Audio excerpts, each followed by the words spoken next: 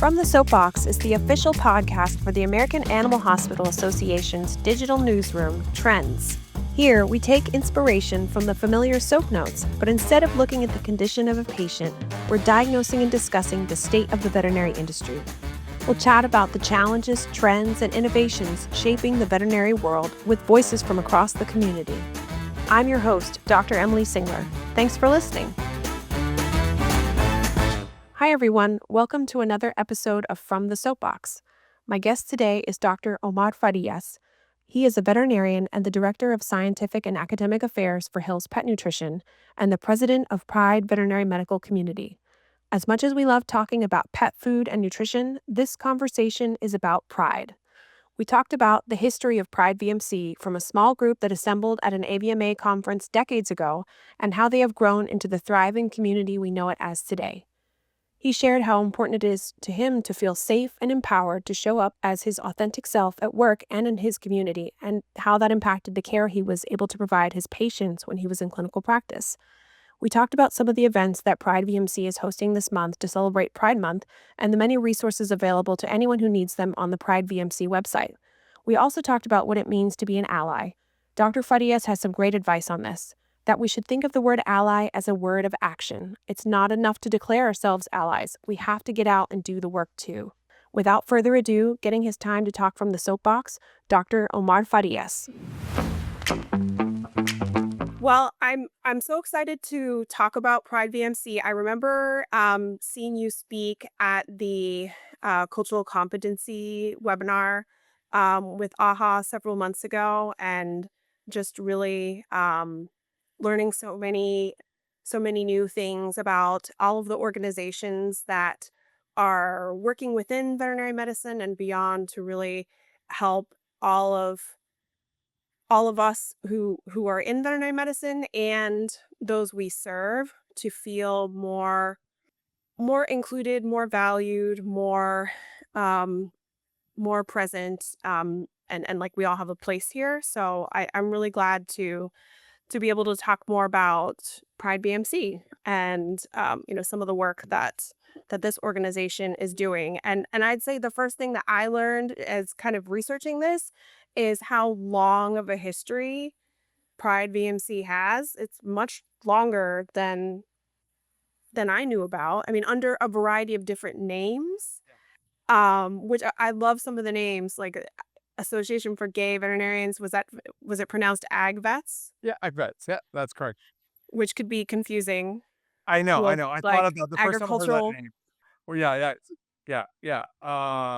But hey, it was a really good idea a very long time ago. So, if you think about, the roots of Pride VMC actually go back to around 1977, which is pretty incredible. And a group of gay veterinarians got together during an AVMA convention, I believe in Atlanta, and actually, planned to meet up at the 1978 convention, which I think was done in Vegas for the first time to meet. And that's really how the Association for AgVets, or the Association for Gay Veterinarians, came about. So, and that was really the origin, the first time that I would say within the U.S. there was a organization within VetMed that was really focusing on the LGBTQ plus community. And they met many years after that, but unfortunately the AIDS crisis ended up disbanding the grouping around 1988. So unfortunately we know that through the AIDS crisis we lost so many lives, especially of gay men in this country. So the organization was certainly also suffered a consequence of of what unfortunately happened during that time. But in the early 90s, new wave of individuals that kind of brought it back. So, and I believe the first name was I'm Glad. Then it was the Lesbian and Gay Veterinary Medical Association, or LGVMA. And then in 2018, it was rebranded to what we are called now. We obviously would say Pride VMC for short, for Pride Veterinary Medical Community, as well. And it was really just an idea to better reflect like kind of the full spectrum of the LGBTQ plus community, as well. And we're really, focusing on inclusion, education, and really kind of building a network that supports kind of everywhere, in vet med, regardless of how they identify themselves or what career they have. So I really enjoyed kind of learning about kind of like the evolution of the names and how those changed and kind of why. And that I agree, like now it's the most inclusive name because it's not just limited to those terms gay and lesbian, that kind of thing. And then also there's a student chapter or a separate student organization. I don't know which way it is, but the Pride SVMC, the student, correct. is that kind of Yes. part of Pride VMC, or is it its own organization? So we're certainly linked, but part of the Price Student VMC, the idea behind having a student arm is also an opportunity for them to kind of forge their own path. So we certainly collaborate and work together, and we support them with the budget. But they have their own board; they kind of make their own decisions, and we certainly collaborate and cross pollinate. And we have student representatives on our board. And one of our board members, actually Dr. Mo Miller, is also meets with them on a regular basis. So the idea is to certainly support them, but they are leaders, and it's really a way of creating the path in the future, right, for this organization. So they get to make their own decisions, and they have a full board like we do as well. So Very nice. So that kind of an early taste of some leadership there too. right, right. It's building leadership, building a lifeline.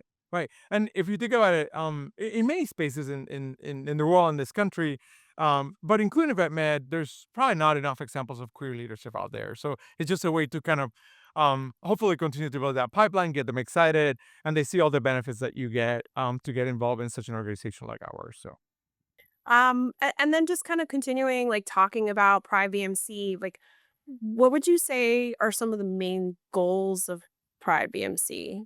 yeah, so I guess I would say like the core mission has always been about obviously inclusion and community. But over time it's certainly has evolved. And this day we're just not just focusing on visibility. We're doing a lot around also like mental health and policy advocacy and education, and our students as well.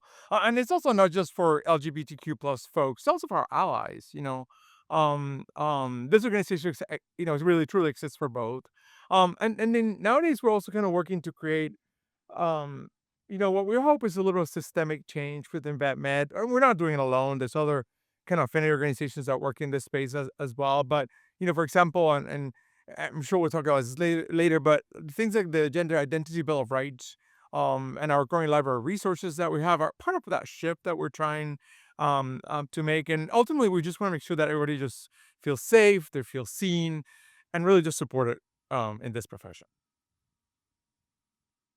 Which good goals. And I wanted to like talk more about your story kind of as part of this as well, whatever you feel comfortable sharing. Like I'd love to know like how long you've been a member of Pride VMC and sort of what being a part of this community has meant to you, either personally or professionally or both. Yeah. I'm happy to share. So I think I've been, and I was trying to remember a little bit. So I've been officially really involved a little bit over 5 years at this point. But I was maybe kind of involved on the sidelines a little bit before that, and I don't honestly remember. And that was it was a little on and off. And I mean, I'm just gonna be transparent. There's some years I would join as a member and then kind of forget. And then like join again a couple, a year after or so. But then within the 5 years, just really been involved. I guess I'll say it's just a really meaningful part um of life for me, kind of both like personally and professionally. It's a little bit of a home base for me within VetMed. I feel like I can really just show up like kind of fully and be supported. It's a way of me to kind of give back. So that's I guess some of the involvement, but really, if I look at it, it's had a huge impact overall. um, First of all, it has given me that like LGBTQ family within the vet community, which I kind of, I guess, mentioned already. But it has also really helped me grow as a leader. I get an opportunity to kind of link up with tons of other queer leaders and allies. and then it just is also just a nice reminder that we're kind of never alone in this journey. And that we all kind of share like very similar lived experiences, even though sometimes it feels that, we're kind of alone there. But yeah, and it's been really about how much I've learned through association with Pride. When I was in clinical practice, I wish I was maybe a little more involved in with Pride VMC itself. Um I didn't. I was honestly just, and I think a lot of us in vet med suffer a little bit with this and I was a hospital owner too. So I was like super busy and you kind of keep your head down, but it'd be really helpful. I think ultimately for me to have been part of Pride when I was on clinical practice in my earlier career, I work for Hills now, so my non-Hills career. Because I think in some ways Pride BMC has taken, and I've been obviously in my own personal journey about kind of being more comfortable with who I am as a queer gay man, and the life choices that I made. But I think being involved early would have helped me. I would have hoped that it would help me maybe live the life a little more authentically, maybe earlier in life. And I think part of living that life more authentically just when you're authentic to yourself, that brings happiness and brings joy. And I think that translates to how you speak to people, and that may translate also how you relate to your clients. So that's what I'm hoping we do for the people that are in practice. And I didn't have that experience because I just wasn't part of as active of Pride, with how busy I was. But that's a little of my goal, which I hope is what we do for those members that are in clinical practice nowadays. So. I would imagine just being able to live more authentically and kind of present yourself more authentically to the world can have huge implications for your mental health Mhm, mhm. as well. Yeah, no, 100%. And that's and I work. My therapist, Emily, today, but we're on a podcast. But yeah, and I'm joking a little bit. I'm kind of an open book. I'll tell you my own personal journey. Wasn't linear, and it wasn't. There were tons of bumps in the road, and kind of we went with some family situations. We kind of went forward, and we were a little backwards and things like that. I'm happy to say that nowadays I have a really supporting, loving family. I have one sibling, and a mother and a father, and then my husband Paul I have five of the siblings through Paul, and they all are loving and supportive. But the that happiness and that moment of joy and that moment of knowing who I am and just being really secure has for me has certainly come much later in life. I had little glimpses of it, but I say now that I'm a let's say I'm not 25 anymore. I'm not gonna necessarily reveal my age to everybody that is listening. There's a certain comfort of life, and that authenticity certainly, I feel it. It's a happiness that I had not experienced before. That level of I guess authenticity. So Yeah, that's really interesting.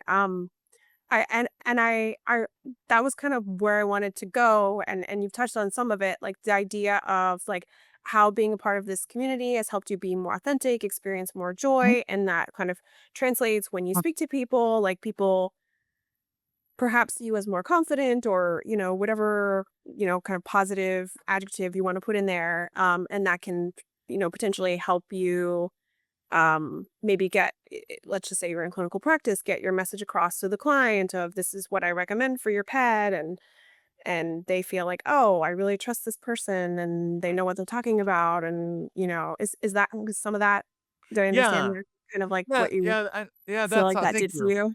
Yeah, that's a little bit, I think, ultimately. It's just that once you're like authentic with yourself and you are really you feel comfortable, um you can 100% then take care of others, right? Because Yeah. you've taken care of yourself. So, Yeah. yeah. And I remember too from the cultural competency webinar. Okay. um I believe it was you were talking about how you had clients who would drive a considerable distance to see you because they knew that you were gay and because they were gay and they felt like you weren't going to judge them. Yeah, Like and they could be their authentic selves around you, and they could disclose their relationship or their, their orientation to you, their kind of full selves, their full identity, and that you were not going to make them feel uncomfortable or hold that against them or make them feel like they should keep that to themselves and that that was important to them when they were seeking care for their pets. Yeah, and, yeah, I got, good memory. That was recorded a while ago, so I was trying to think. So you wrote I was like, "Yes, that was actually recorded, in Nashville." I'm pretty sure, when we did that, or maybe I remember incorrectly, but it doesn't really matter. Yeah, I actually have both, I'm Puerto Rican, so I had both Hispanic or Latin American clients that were looking, for a Spanish-speaking veterinarian, um and I certainly had gay clients in the community that chose me or came to me, drove to see me, just simply because they knew that it was going to be a safe space. So, like, if whether it was somebody needing something to be explained in Spanish, if you were a Spanish speaking person coming to the practice that I used to be, I was able to connect with them and to explain some of the things in my first language, Spanish, and then also, the gay clientele. Yes, the man could talk about his boyfriend or his significant other, and they could use their first name without, using kind of neutral words. And one of the things I've noticed as I become more comfortable in my life, and this is what people that are maybe not part of the LGBTQ community don't notice, is how you end up choosing words that are more neutral, give a little less information. For example,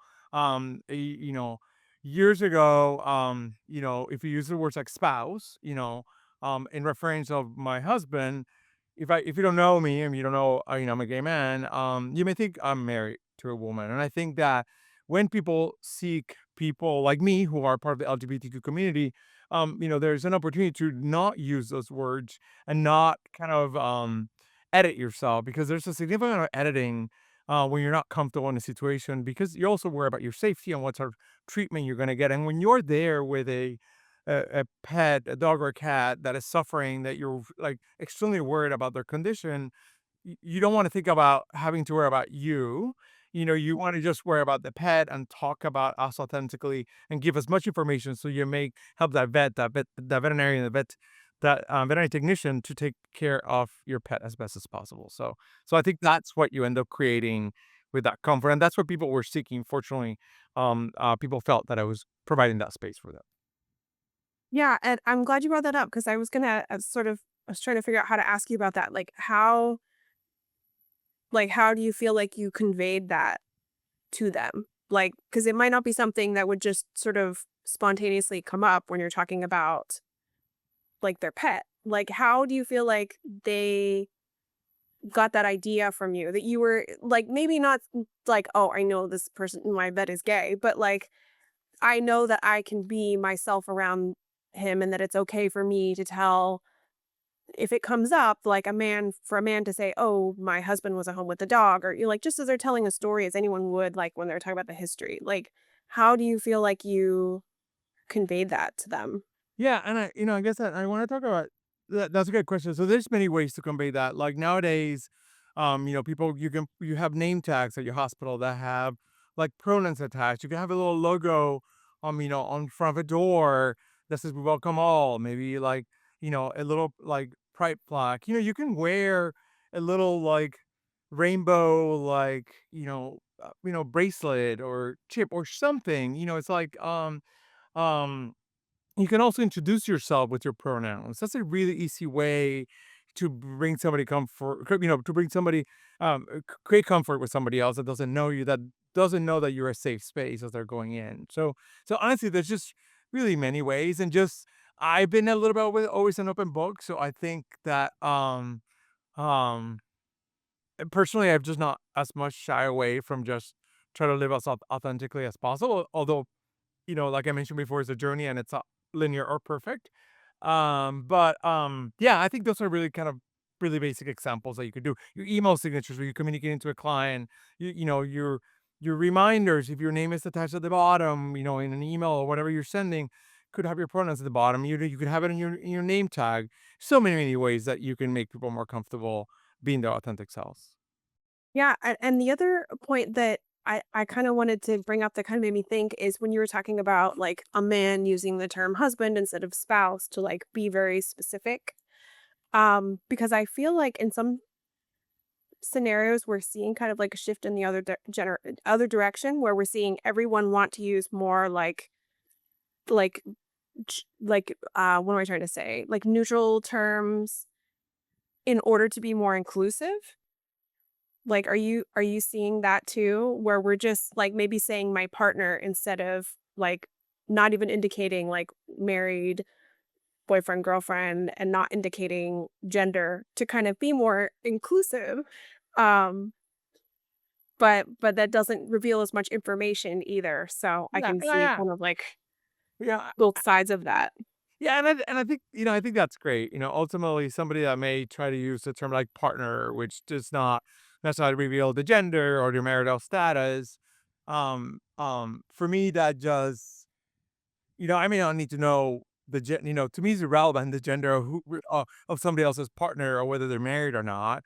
But just by using that kind of more general term, it at least signals that it doesn't, when I'm having that conversation with the other person, if I hear somebody saying partner, they're not worried about sharing to me that they're necessarily, a person in heterosexual relation. Maybe they're potentially creating that safe space for somebody in the LGBTQ community by using that kind of more gender neutral term. So, I think I love it. I welcome it. I think it's really nice way of speaking to individuals. And the more safe spaces that we can make in society, nowadays, the better it is. I think, life is, maybe a bit hard, potentially right now for a lot of people. And I think the more inclusive and welcoming and kind that we can be to each other, the better day that we're going to have. And potentially that's going to ripple around to not just your day, somebody else's, et cetera, et cetera. Definitely. We definitely need as much kindness and understanding as possible. 100%. AhaCon 2025 is more than just continuing education. It's your chance to take your career to the next level. Earn race approved CE credits, engage with industry leading experts, and gain fresh perspectives to bring back to your practice. Hear from powerhouse speakers, plus enjoy unique experiences like live pet portraits, charm bracelets, professional headshots, resume reviews, and much more. September 11th through 13th in downtown Chicago on the Magnificent Mile. Don't miss this transformative event. Learn more at c.aha.org. That's the letter c.aha.org. Looking for the latest veterinary news? Stay ahead of the curve with stories from the American Animal Hospital Association's digital, award winning newsroom, Trends. We're bringing you fresh stories every day, covering everything from the cutting edge clinical insights to helpful practice management tips. And it's not just articles. Watch videos, check out interactive charts, and learn more about the people shaping our industry. As an AHA member, you also unlock exclusive members only content designed to help you and your team thrive. Visit aha.org/trends today and sign up for Trendsetter, our newsletter where all of our stories are delivered to your inbox twice a week. Well, I wanted to kind of shift a little bit and talk about some of the different parts of some of the different resources that Pride VMC offers. I was kind of perusing around the website, and there's so much. There's so much. There's like more than we could ever like go over in like a single, podcast episode. But mental health resources, like you mentioned, DEIB, education. I saw there was kind of a tab on information for parents. There's several different job boards, but there are a few I kind of wanted to highlight and ask you a little bit more about. And the first one is the virtual first aid kit. So I'd love to know more about that, kind of like what it is, who it's for, how it can be used.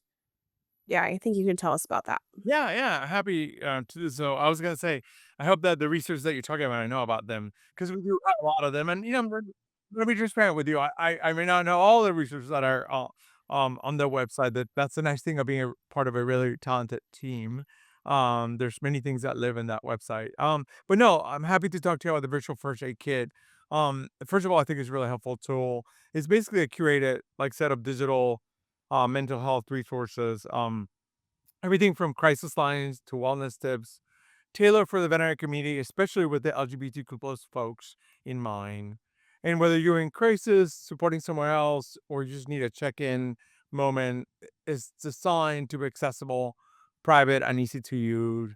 It's like having a little support system in your back pocket. Really, that's what we kind of mean to have for the virtual first aid kit. So And is that something that other members of the Pride VMC or allies volunteer to provide like support that needed support, or is that like more kind of like outsourced to like social workers and like other organizations, or yes. how Yeah, does so that it's work? mostly yeah, no, that's a great question. It's mostly a lot of resources, right? So like, if you think, the board is comprised of a bunch of volunteers that, Yeah. all of us have, other jobs, whether you're a board member or you're like just somebody that, a part of a working group member, or, we only have really just, two staff members. So, we don't really have, the ability to provide that support, directly from us, but we have either partner with other organizations or have links that you can find there that are tailored specifically for the different needs depending what's happening in your life. So and it's accessible to really to all, so like you don't have to be a Private MC member to have access to the toolkit. You simply go to our website and you find it. We want to try to help as many as possible, so it's not necessarily a member benefit only that we have. So you remind me a little bit, and I was trying to and I don't want to mean to veer off too much topic, but we do partner with the Vet Hope Foundation. I'm hoping I'm saying that right. And they have Yeah, the created My Hope Foundation. yeah, yeah, yeah. Thank you. They're a fantastic group. And we have partnered with them, and they have actually created some groups specifically for the members of the LGBTQ plus community within vet med to kind of help with a lot of what's going on and kind of to provide that support. So because they're staffer that they have mental health professionals that are helping, and I know that I don't remember how many groups cohorts they have done, but I know that we have spoken with them, we have partnered with them, and we have offered some of them. So that that's a great opportunity to also people to go to our website, find the information on the Vet Health Foundation, or go directly to our website. Just don't know their website itself. But there are mental health support that we have been offering through them as well. I love that. I love that. So kind of support groups sort of facilitated by a social worker, I think is how that's Yeah, yeah, or a yeah. They're mental health counselor of some kind. mental health. Yeah, I believe they're counselors. They're therapists. They're licensed therapists. Yeah, yeah, yeah. So yeah, cool. All right. And the next one is the Gender Identity Bill of Rights.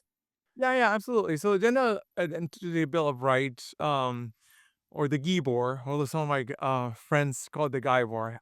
But it's really just a document that lays out the fundamental rights that transgender, non-binary, and gender diverse people deserve in veterinary medicine. It was really created with input from community members and allies, and is meant to be both a moral compass, excuse me, and a practical tool. Um, you know, Clinics, employers, schools, they can all use it as a framework for creating safe, affirming environments. And for individuals, the powerful statement of you belong, you have rights, and here's what they should look like. So that's really what it's meant. And then we have ask uh, both organizations and individuals to sign it in support. It is also one of the things that we require any sponsor that comes to support Private MC. For an organization to be a sponsor of Private MC, they must have signed that, and it's a commitment to work to that space, right? Organizations don't need to be perfect, but we want to make sure they're like moving the right way and they're creating those safe spaces that the LGBTQ plus community needs and other communities also need as well within RedMed. And it seems like there's been a pretty good response to them, and you have a lot of signatories. Yes, we have. Yes, we Was have. it We and I don't know the final number, but yes, we have. no, I We won't put you on the spot for that. Yeah. It's okay. I was like, I oh, don't know either. that's okay. Note to self: I should be better prepared next No, time. no, no. You You're have the, fine. A lot is a but good enough answer.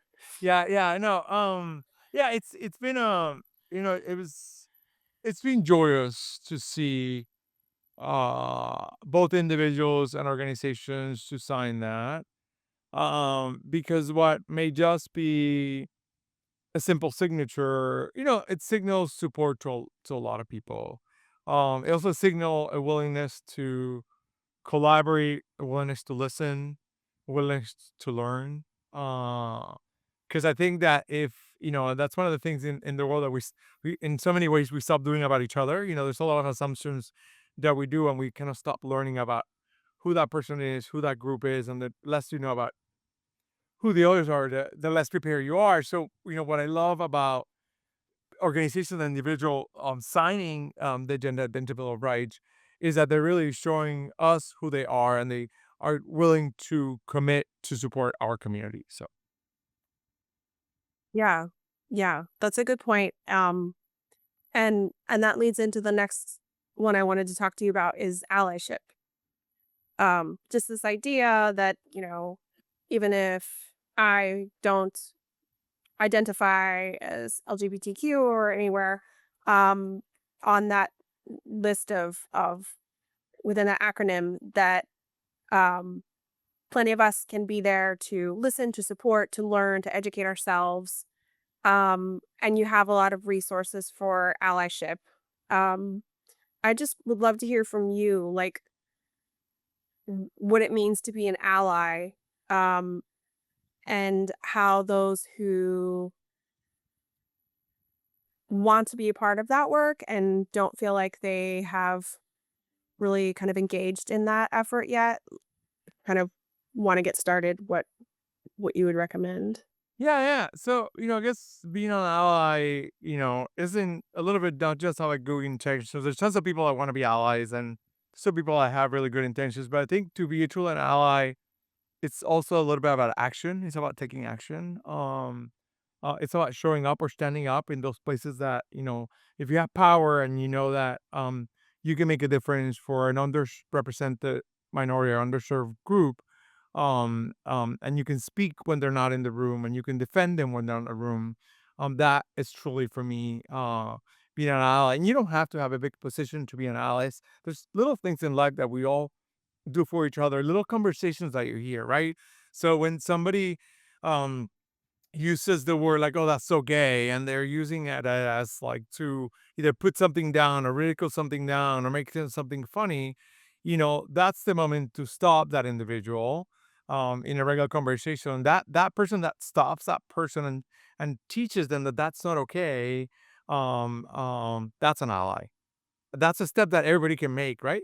We all have conversations in which we hear, and there might be microaggressions. There's tons of people that may say things that are just not educated enough to know that what they're saying may be offensive or may be taken, they may just be using the last buzzword that they heard somebody else saying, or they said it on TV or in a video or something on social media.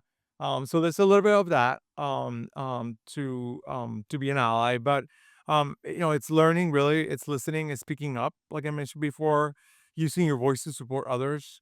Like I mentioned, those, especially those that are marginalized.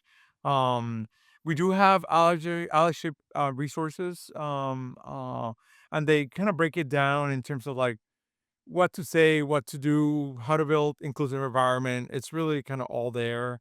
The biggest thing is honestly just start, you know, go read some of the resources, ask questions, reflect, it's a little an ongoing journey, right? Like, and we're not looking for anybody to be perfect. We're just looking for somebody that has the really good intentions and are willing to kind of speak up or stand up for us and for others. Yeah, that's really helpful. Right now, like when we're recording it, it's the beginning of Pride Month. Um, and I have seen some posts on social media already. This is June 2nd right now. But like I've seen some posts on social media now that have been critical of allyship um as being like more performative than really action and sort of saying that some individuals are seeing other people who say they're showing up as allies try to center themselves too much as opposed to centering the true cause. Um, I'm curious to know like what your thoughts are on the Pride Month movement and like if you feel like it's where you feel like it's going and what do you feel like what do you feel about like Pride Month and Yeah. It's a great question. And it's such a complex issue because first of all, the last thing I want to do is to push away those people that are true allies and showing up. And there's plenty of people that are there that are true allies and stand up and speak up. So like to those people out there, like from the bottom of my heart, I know from the bottom of the other board members from our organization, like thank you. Like it's appreciated if you're authentically showing up. I think a little bit I see some of the criticisms, and I haven't necessarily seen the exact post that you're referencing on the post, but I have seen posts out there. I mean, I haven't seen this month, but maybe I've seen it from before, and it's a little bit how sometimes people, and this doesn't just happen with LGBTQ plus causes, it can happen with really any other causes within this similar space, in which the individual that is attempting to be an ally makes a little the situation more about themselves than about the cause itself. And that certainly can happen. I guess I always um and going back to some of the messages that we had before, I think that I'm not the person that will put a post out and be as critical to somebody because I think like I just want to look at what the opportunity to educate that individual that may have some good intentions, right? Like we can't, if they're not getting it right 100%, let's not scold somebody. Let's just, maybe, from my perspective, my personal perspective is like, how can we help that individual? Maybe there's somebody in your life that you think that they're trying to be an ally to your cause, but you think they're being a little performative and you think they're making it about themselves more than about the cause. If that's a really good friend, why don't you just educate them? Don't be critical of them. And I do think there's a lot of corporations that are performative during this month. And it's sad. I've already seen how some of the social media platforms are even not doing some of the fun things that they did last year. And that's whether, and I don't want to necessarily mention one specific platform versus the other, but last year there was some platforms where you can like, you know, um put a hashtag, that was Pride related, Pride Month related, LGBTQ plus related, and it would light up or make a special effect on the screen. And I can tell you that I haven't seen that already this month. So because of the kind of new environment that in which we're living, so that to me, that company that did that last year was 100% performative. right. They're not doing it this year, They didn't and see there's a the lot ROI on it or they don't see the ROI on it. They don't want to get themselves in controversy, right? Like, yeah. and a true ally that is showing up, it's okay, not being performative. And I'm gonna actually call out, in a very positive way, the Veterinary Emergency Group, and I happen to have seen these on social media, some beautiful banners going out Pride Month, front and center, supporting the LGBTQ plus community within VetMed. Beautiful, regardless of what's going on. That's to me, especially in this environment, didn't feel performative because I've not seen that from tons of other companies that last year were displaying them, and this year it's been a little radio silent in some ways. So, um, yeah, yeah, and I guess I'll stop there. I may start rambling a little bit. I'll be honest with you. It's a little bit of a complicated issue because um it's complicated and disheartening. I guess if if I'm gonna be transparent to you, just because you feel that it doesn't feel good when you realize who is with you only on the good times. If you're with me only on the good times, please don't be with me on the good times because I don't. I just need you. I need you in both the good times and the bad times. So Right. yeah, Yeah, definitely yeah. understood. Yeah. Sorry, long Um, ramble. no, no, not at all. Thank you for that. No, I Yeah. appreciate it. I think Yeah. Yeah. it was a tough question, so I Yeah. really That's appreciate okay. your Yeah, feedback. yeah, yeah. It's Um, because yeah, in some ways I want to be angrier, but I gotta also play the cards right. So Yeah. Yeah. yeah, No, I understand. I yeah, understand. I uh, mean, uh, I say I understand. I don't yeah. think I could completely understand, but I understand Your sort of your the idea. but your expression on Um, empathy, it feels great. So thank you. oh, well, you're very welcome. Yeah. And like kind of staying with that theme of like, be with me, don't just be with me in the good times. I need you in the bad times too. Like, what are you hearing now to be the biggest needs from like the LGBTQ plus community in like the vet med space? Well, I think right now people are asking for safety and assurance um that they continue to belong. With where we are with the political climate and so the rollbacks on diversity, equity, and inclusion efforts in some places, there's a real need for protection, visibility, and support. I think mental health, excuse me, is huge too. People want to know they're not alone, that there are resources out there, and that their workspaces will have their back. The need for authentic inclusion beyond just a rainbow of logos in June is really more urgent than ever. And then like kind of continuing down that, like what are some of the big things that Pride VMC is working on now? Oh, we've got actually a lot going on. One big update is that we're in the middle of a CEO transition. Our amazing CEO, Mia, is moving into kind of new chapter, and we're excited to welcome new leadership. We're hoping by July 1st. Um, we also have some really kind of fun Pride Month events. We have virtual drag queen bingo, and we have a queer florography class. I think I did said that. I What pronounced is that correct. floriography? Yeah, how to make flowers cute, like I think break it down in flowers and then graphics. Oh, So so so it's we like have a graphic design type thing? no. Oh, I think it's so we have Jesse is one of our board members. Jesse and his partner are obviously Jesse's a veterinarian, but it's probably they also have like a flower business. I believe it's a flower shop. I'm not 100% sure. I'll be honest with you. And they have done all this kind of online classes how to kind of make a cute like arrangement of flowers and things like that. So ooh, we're having one of them coming up. I should have written the date down. I didn't, and I apologize. But the good thing is that all the information is on our calendar. So, and our calendar is on our website, which is privemc.org.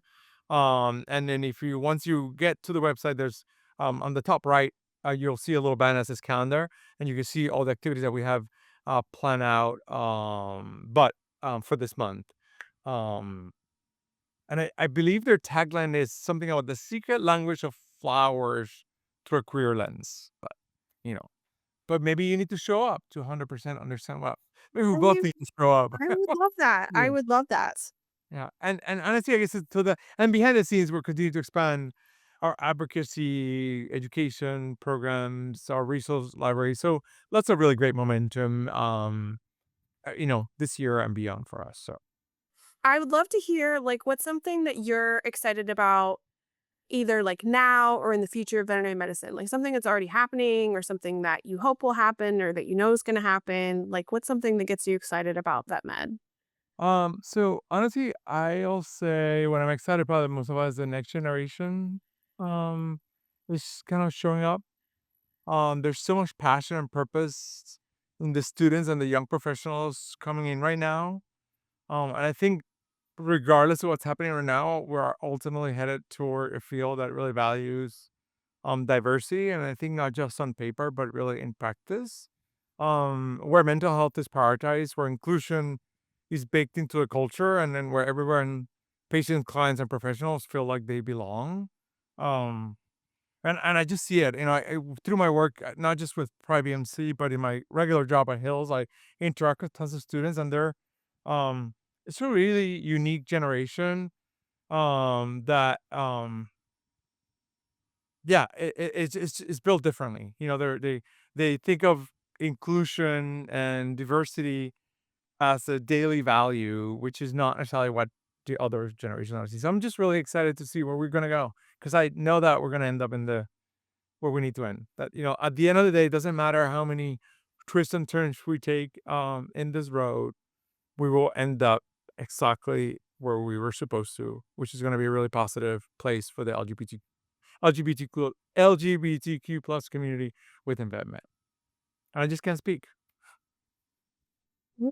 Speechless too. I love that. I love that answer so much. I also feel like I learned so much from like younger generations. Like 100%. so many like life lessons. Mm, mm, Ah, mm. I love that. Yeah. Yeah. Um, this has been amazing. I've really enjoyed talking with you. Do you have any like closing thoughts you'd like to share with us? Yeah, it's been really enjoyable. So I just want to say thank you. First to you, to AHA, but also to our First, members, volunteers, the board, the staff, our sponsors. None of this happens without the commitment, the funds, the energy that people and corporations have provided us. So, and I would say to everyone listening, especially if you're an ally or want to be one, now it's time to get involved. Your support really matters. Your voice really matters.